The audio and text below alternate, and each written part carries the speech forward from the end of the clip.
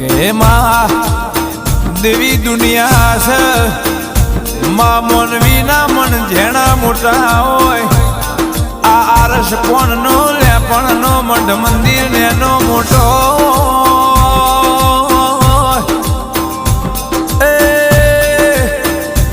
પણ એ ગોખલામાં એ બેઠેલી એ દેવીઓ કોઈની નેની મોટી ના હોય. તમે તમારા દેરાને જેટલું મોટું કરો એટલું તમારું દેવ તમને મોટું કરાવવાનું